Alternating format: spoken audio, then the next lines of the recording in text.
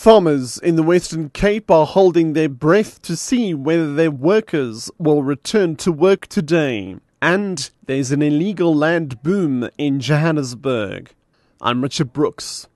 Farmers in the Western Cape are holding their breath to see whether their workers will return to work today. This after many workers last week ignored a repeated call by government, labour, unions and organised agriculture to suspend the strike and to return to work. The farm workers are holding out for a minimum wage of 150 rand per day. Many of them have not been paid for 2 weeks. It's not clear yet whether the farm workers will be able to stay away much longer. NewsBreak7am reports. One of the farms that was set alight last week belongs to the Du Toit Agri Group in CRS. The farm's 4,000 hectares produce about 15 million cartons of fruit and vegetables a year.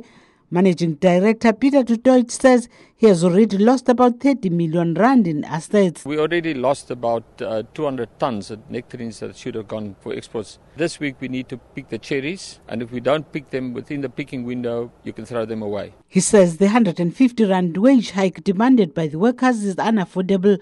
About 30% of his workforce of nearly 9,000 did not report for work. He says if they are not on duty today, they will lose their jobs. I'm NewsBreak7am in Cape Town. The National Union of Mine Workers says the decision by Anglo-American platinum mine workers to return to work has come at the right time.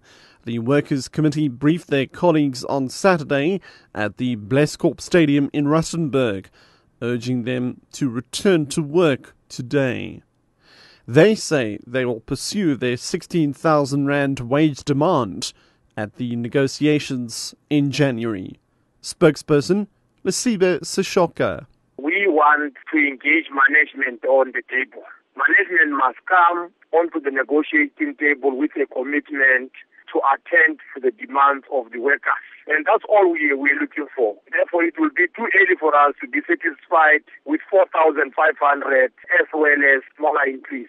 There's an illegal land boom in Johannesburg. Corrupt officials are believed to be making millions of rands from people who are desperate for housing.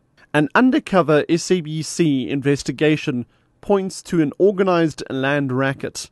2 weeks ago, the Gauteng Housing Department demolished more than 50 houses built on illegally acquired land in Lenasia, south of Johannesburg.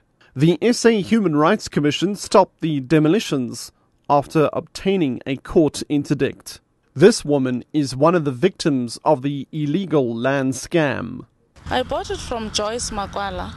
So an ANC lady member, I don't know who is she by the ANC, but she's one of those biggest officials, and she's working hand in hand with the councillor. We pay an amount of money, which was 20,000.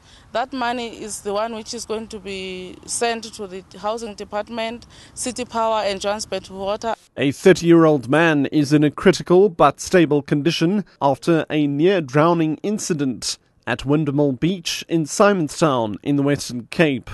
The man, who is reportedly from Pretoria, was swimming when he got into difficulty. NSRI spokesperson Craig Lambinon. The patient has been airlifted to hospital. CPR has been successful and his breathing has been restored, but the patient remains in a critical condition.